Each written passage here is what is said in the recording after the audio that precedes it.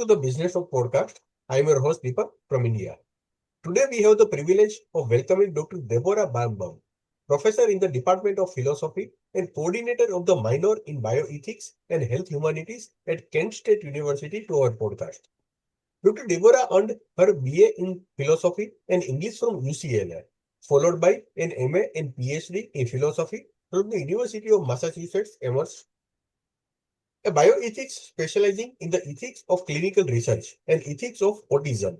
She is the author of Data Safety Monitoring Boards, a bioethical perspective, published by MIT Press in 2025, co-editor with Dr. David Plutchik of Stellars and Contemporary Philosophy, published by Routledge in 2017, and author of The Ethics of Autism, published by Indiana University Press 2009, and Research Ethics, Texts and Readings with Dr. Michael Bayon, Practice On in 2001.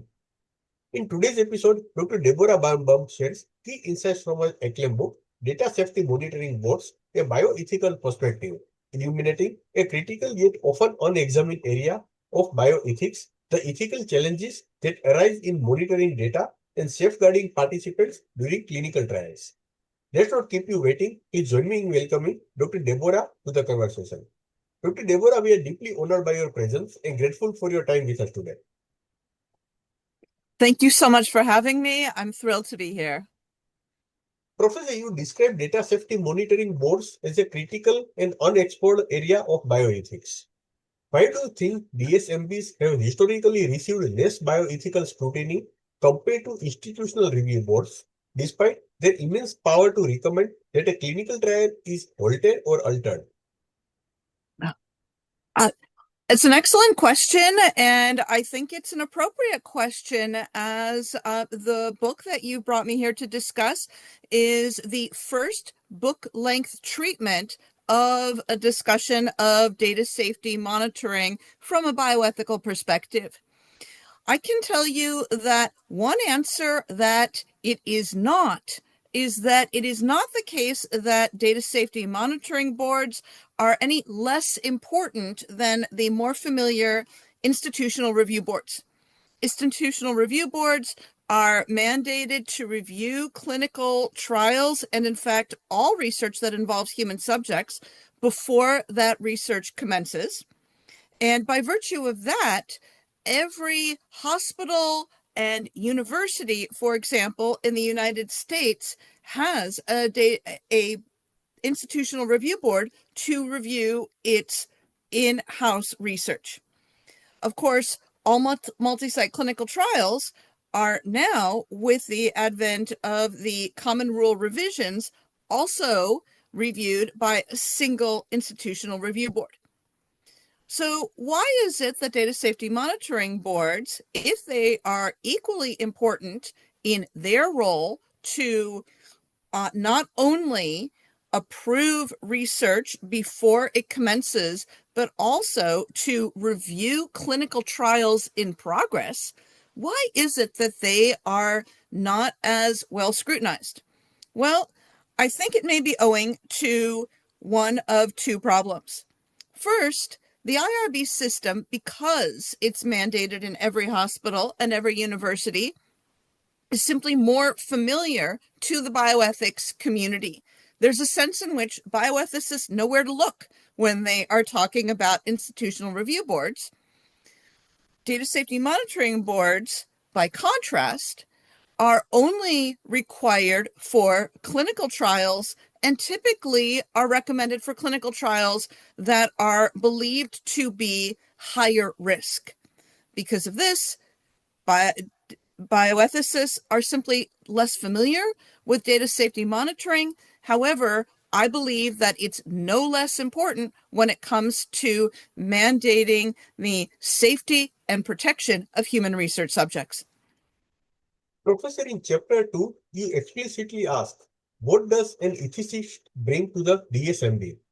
Beyond the statistical stopping boundaries and clinical data, what unique lens does a professional ethicist bring to the table that a clinician or statistician might overlook during a heated interim analysis?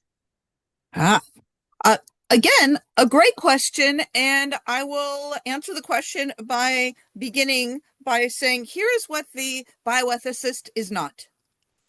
It's important to recognize that the bioethicist on the Data Safety Monitoring Board is not there as an amateur clinician or an amateur statistician. All data safety monitoring boards have clinicians that specialize in the topic that is being considered, the research question that is on the table. They often have more than one, although certainly at least one, biostatistician who specializes in the statistics of monitoring clinical trials. What then is the bioethicist doing? Well, I believe the bioethicist has two important roles. The first role is as an ethics expert, somebody who is expert in bioethics policy and bioethics theory to help guide the conversation and inform the statisticians and the clinicians about the important theoretical and policy issues at hand. As a bioethicist, for example, I'm a specialist in knowing when it's appropriate for a legally authorized representative to speak on behalf of a potential research participant. I know what a certificate of confidentiality offers and when it is recommended that a certificate of confidentiality is issued for a particular study. But in addition to being a policy expert and an expert in ethical theory, I believe that one of the things that the bioethicist is also able to bring to the table is a new perspective on understanding the data, looking at the data through a different lens than the clinicians or the statisticians, which then adds to a more robust discussion of the ethical protections needed to keep the participants safe in a research study. Professor, your book anchors theoretical discussions in real-world narratives, such as, is the STRIVE IPF trial like investigating treatments for idiopathic pulmonary fibrosis? Can you walk us through the specific ethical tension that arose in the trial and why it serves as a pivotal example of the difficult decisions DSMBs face? I would love to. This was actually a truly fascinating and very complex trial. As you mentioned, the STRIVE trial was a trial to treat what are referred to as acute exacerbations of idiopathic pulmonary fibrosis. Idiopathic pulmonary fibrosis is a lung disease, and individuals who experience what is referred to as an acute exacerbation, it's sadly typically only have a lifespan after that acute exacerbation of approximately 6 months. At present, there are no well-established treatments for acute exacerbations of idiopathic pulmonary fibrosis. What pulmonologists have said is that they often take what they call a kitchen sink approach, which is to say they will throw everything, including the kitchen sink, at this problem in hopes to buy patients perhaps a few more weeks or a few more months. This study was a clinical trial in which patients were randomized into one of two what are referred to as treatment arms. Either a new treatment for the acute exacerbations or what was referred to as treatment as usual, which again was that kitchen sink approach.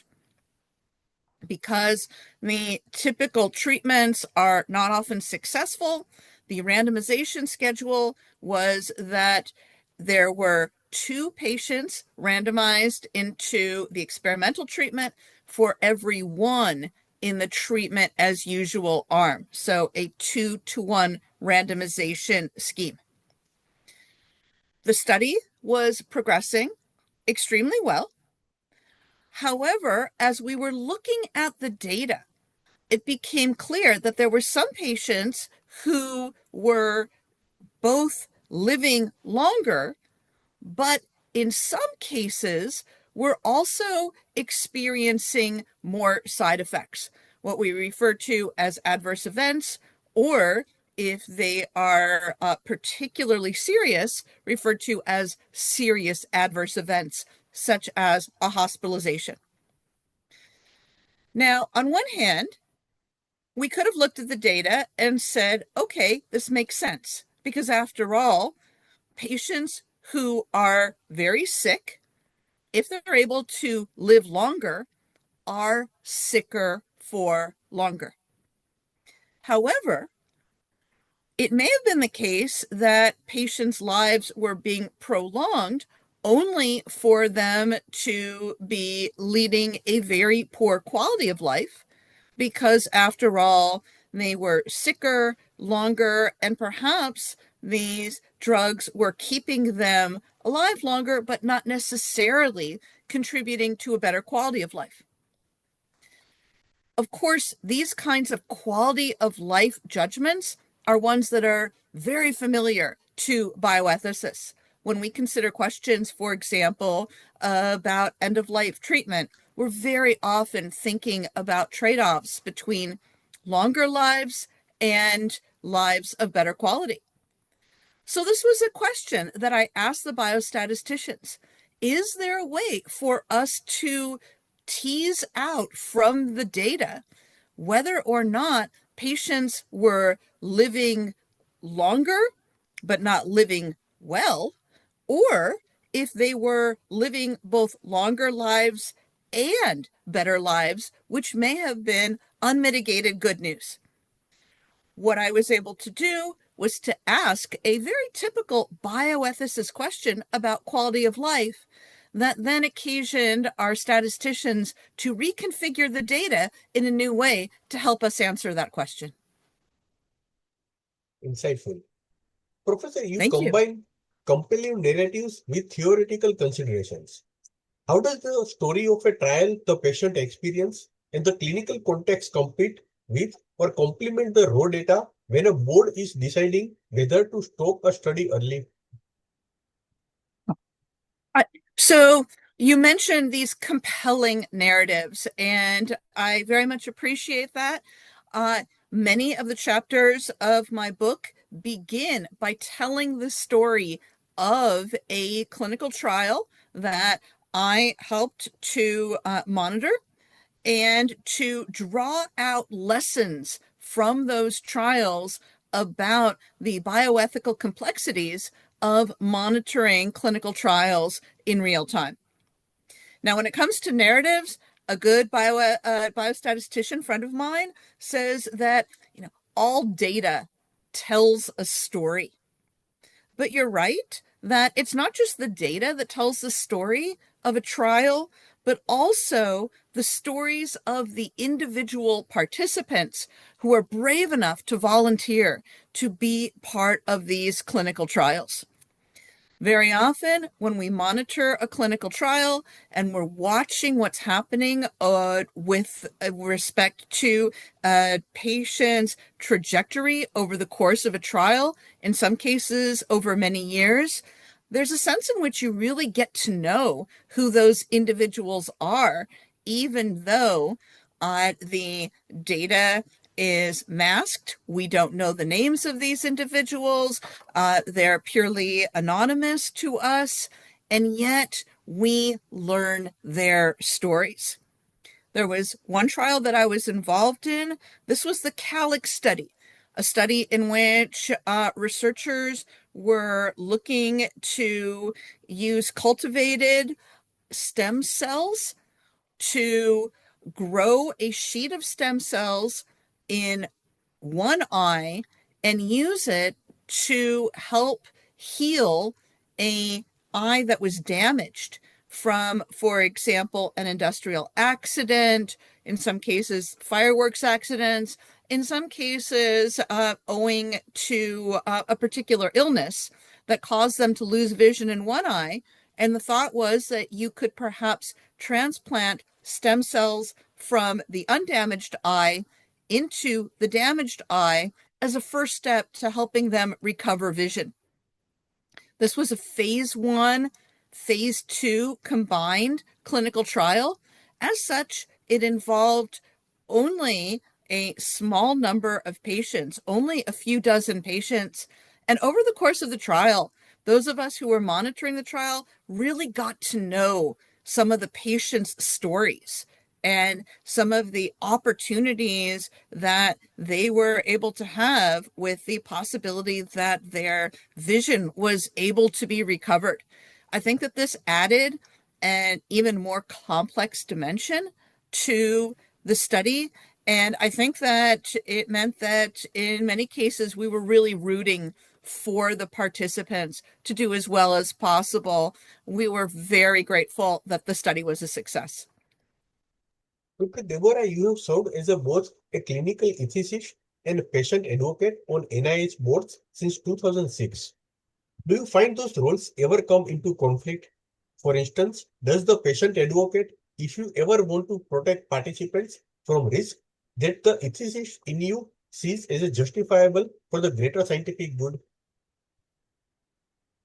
I will say that there's no question that there are conflicts, but the conflict is not necessarily the conflict between the ethicist and the patient advocate. In many cases, yes, I share role of both ethicist and patient advocate, and I do my very best to take both of those roles seriously. I will say that the greatest conflict emerges not when there is a case in which the ethicist and patient advocate role rather, come into conflict, but the conflict between protecting the interests of the current participants in a research study and making sure that they are kept as safe as possible, and the interests of the future cohorts of those participants, the individuals who will benefit from the generalizable knowledge that will result from this study. In some cases, you can't always keep the individual participants as safe as possible as the data is accumulating that will help you learn whether or not a particular treatment will in fact be successful, or learning what the side effects, the adverse events are that might emerge from that particular treatment.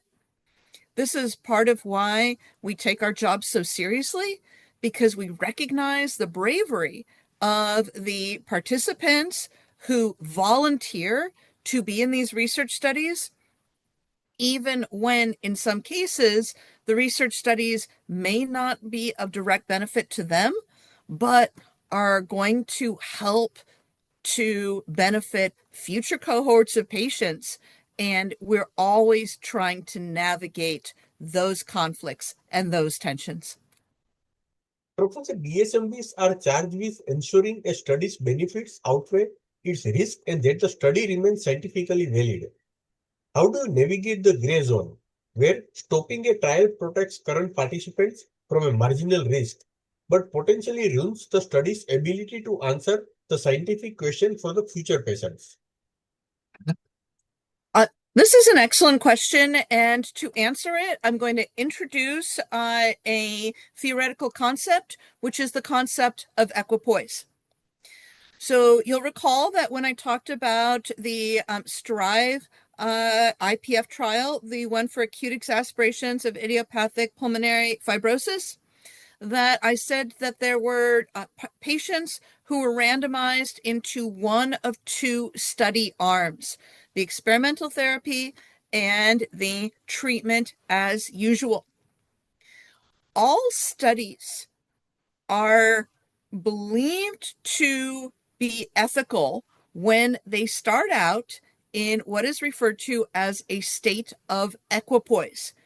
The concept of equipoise is the notion that one arm of the trial is not going to expose participants to greater risks or greater benefits than the other arms of the trial. If patients were randomized into a study where from the get-go we knew that one arm of the study would experience greater benefits or another arm would experience a greater risk of harm, the presumption is that that would be an unethical study to perform. Now, I should add a little condition here. Not all bioethicists believe that this equipoise is a precondition of an ethical clinical trial.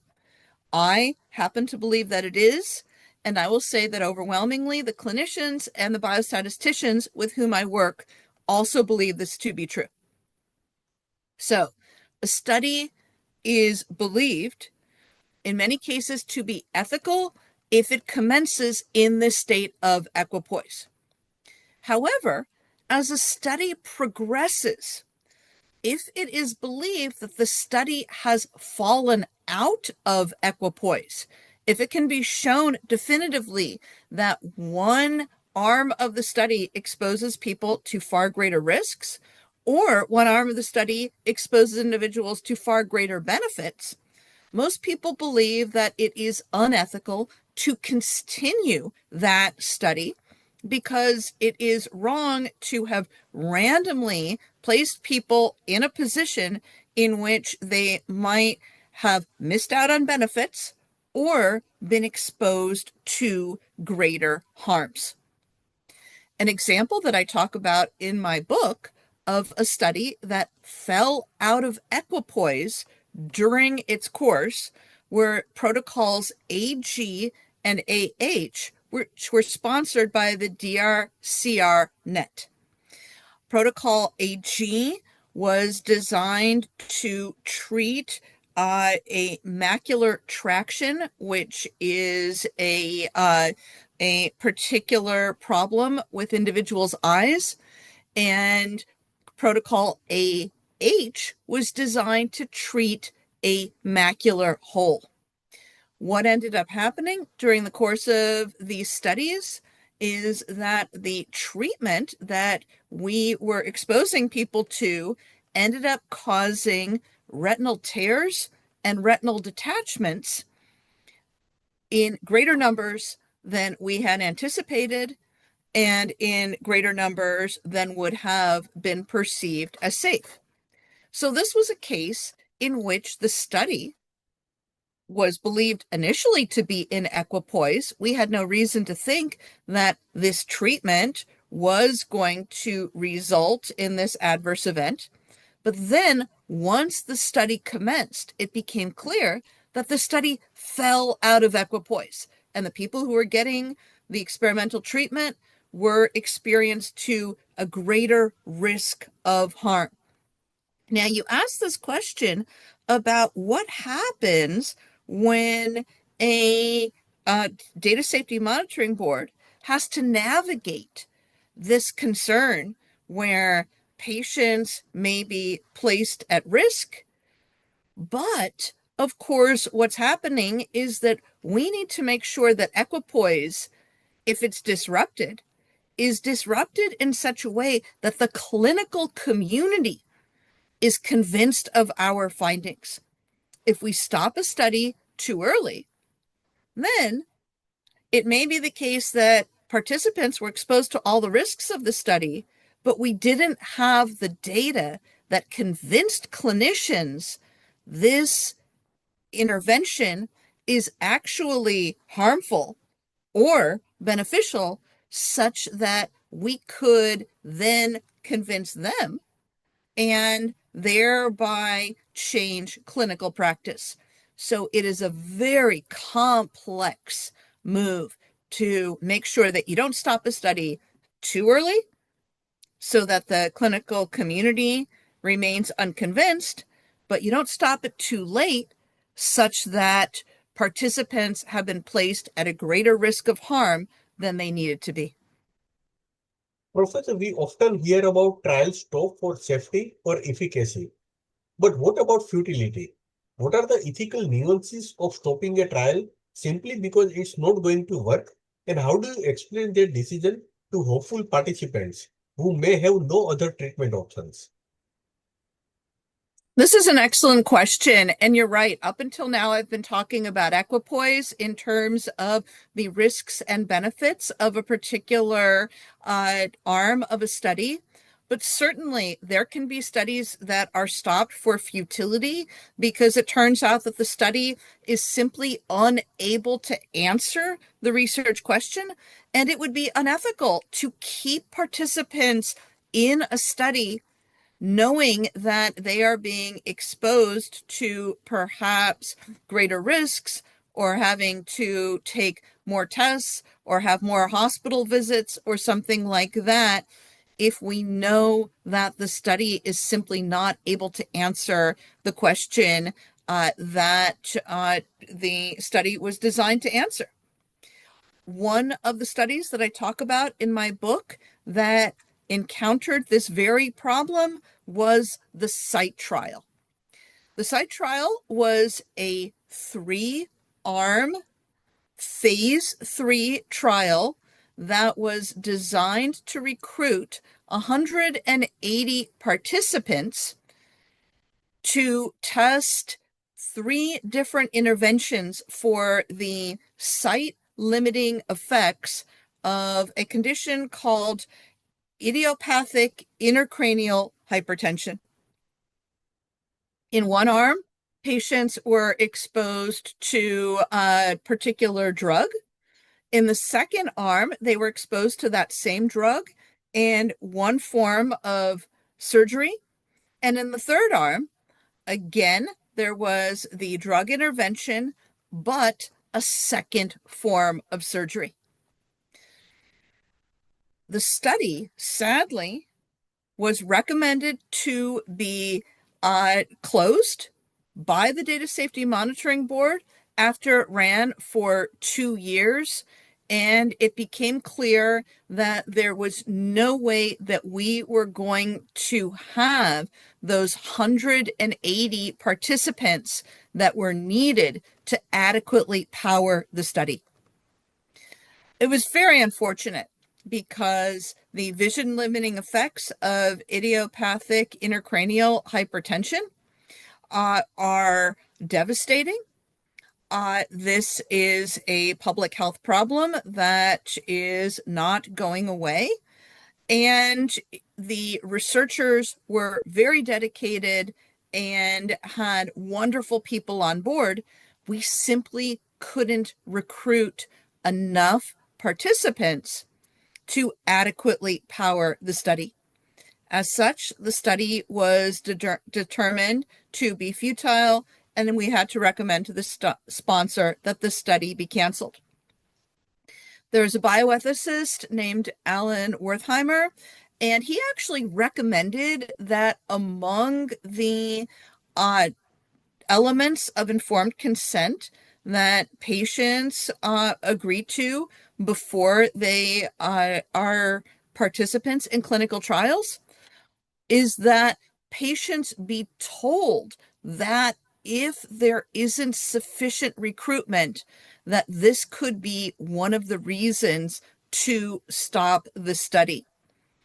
It would be very unfortunate, but I think that in the interest of full disclosure and informed consent, that this is one of the things that patients need to know about so that they go in with a clear understanding of what is being asked of them and the ways in which a trial may not be successful. Professor, you discussed the power of data safety monitoring boards to recommend halting studies to sponsors.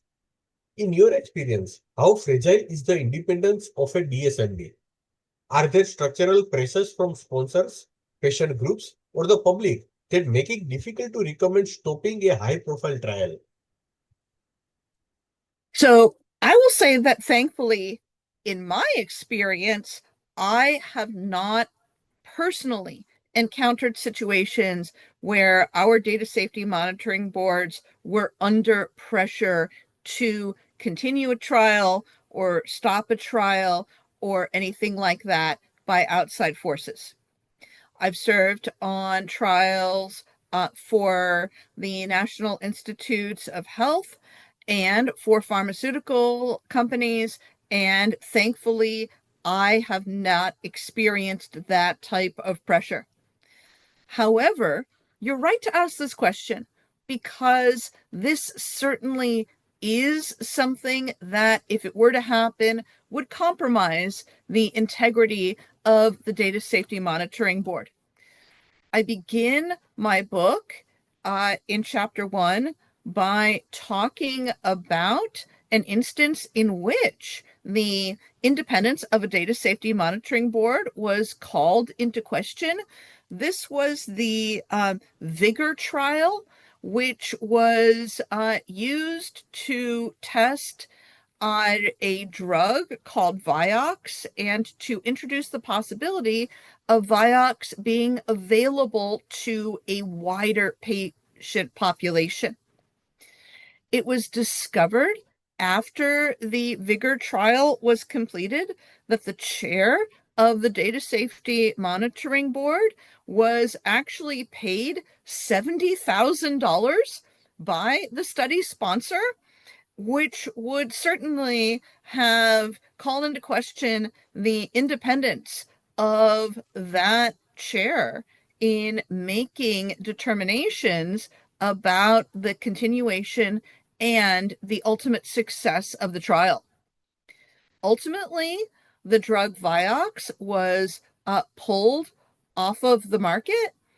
It was discovered that there were problems not only with the independence of the Data Safety Monitoring Board, but also with the reporting of the results of that trial. In many cases, data safety monitoring boards are asked to review the primary manuscript from each study.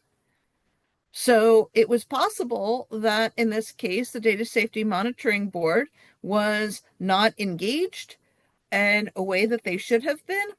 It certainly was the case that it was found out that there were ghostwriters from the pharmaceutical company who reported some of the data from the Vigor trial.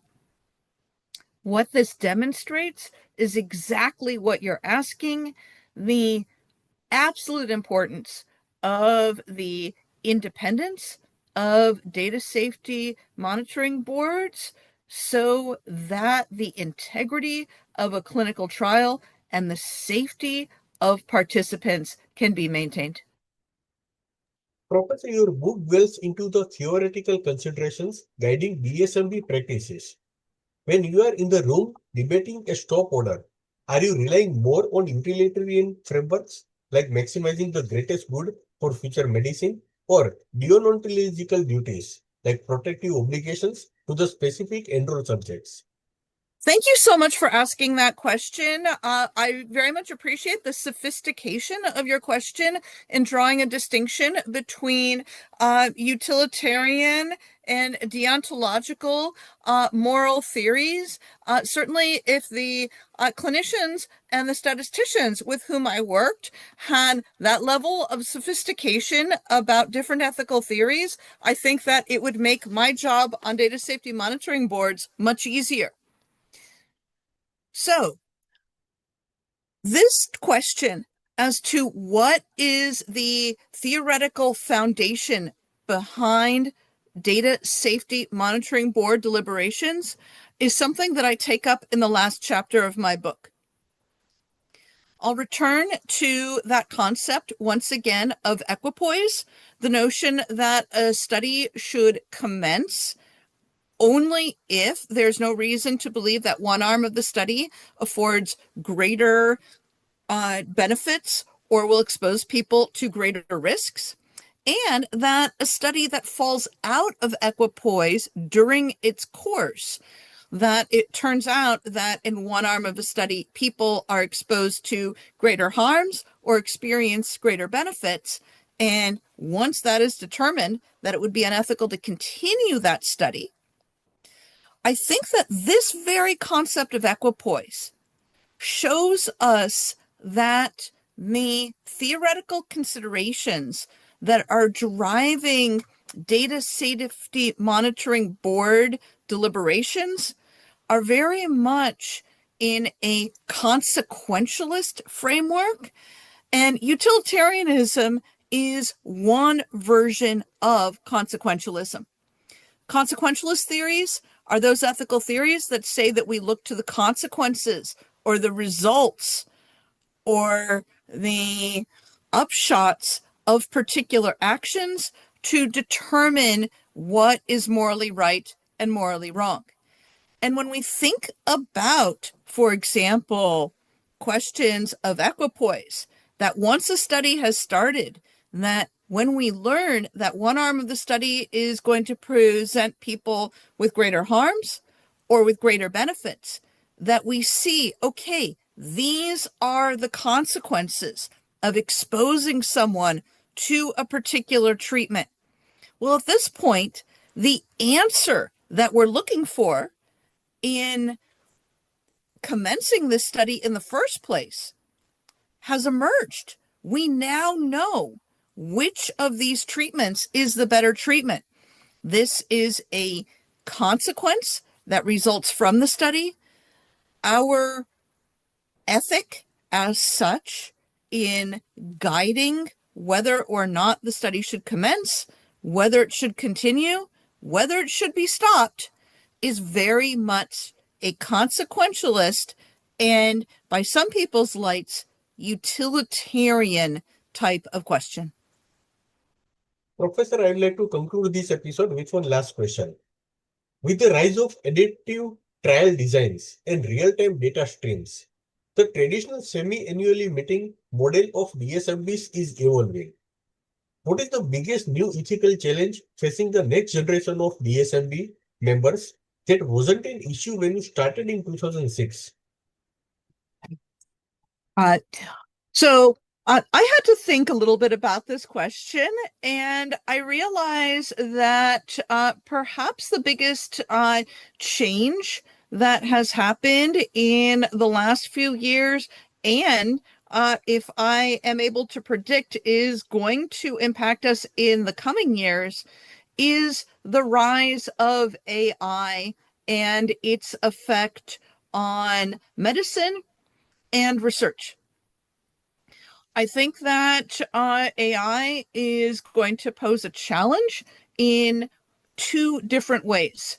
I think first off, when we use AI itself as part of treatment, that and as it becomes something that people are researching, that there are significant ethical questions that emerge, for example, when it comes to bias in AI algorithms, when it comes to the challenges in protecting the privacy and confidentiality of research participants, and when it comes to the complexities of analyzing data on scales that we formerly were unable to do. I think it's going to change our ethical orientation. But I think the second way in which AI is potentially creating some challenges is that people are already talking about the use of AI as a tool for making ethical assessments. Now, going back to your first question, the research that I've seen thus far has involved using AI to do some of the work of institutional review boards.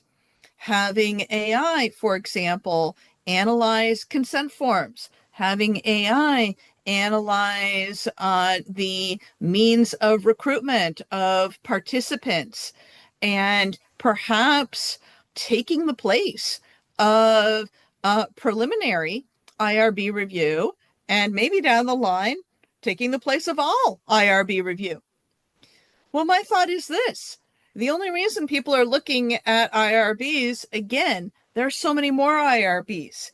Every hospital, every university is awash in IRB protocols. There are fewer data safety monitoring boards, but if AI is coming for the IRBs, are they coming for the data safety monitoring boards next?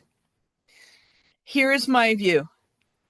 The reason that we need data safety monitoring boards is that, again, those data tell a story, and we need to have clinicians, biostatisticians, and ethicists sitting around the table so that we can pull out those stories so that we know when a study should continue, so that we know that people are being kept safe in these trials.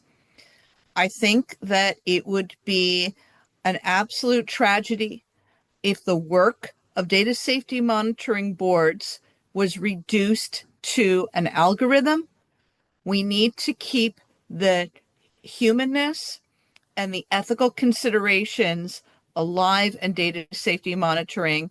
And I will be very interested to see what form AI takes in terms of potentially compromising what I think is a invariably human endeavor.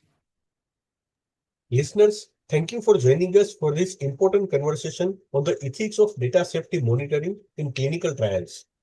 Dr. Deborah's insights have illuminated how data safety monitoring boards work behind the scenes to balance scientific progress with the protection of human participants, especially when difficult decisions about risk, benefit, and stopping a trial are on the table.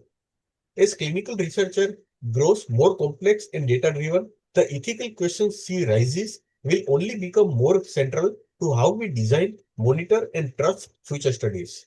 Thank you once again, Dr. Deborah, for sharing your invaluable insight with our audience today. Thank you once again. Thank you so much for having me. It was a pleasure.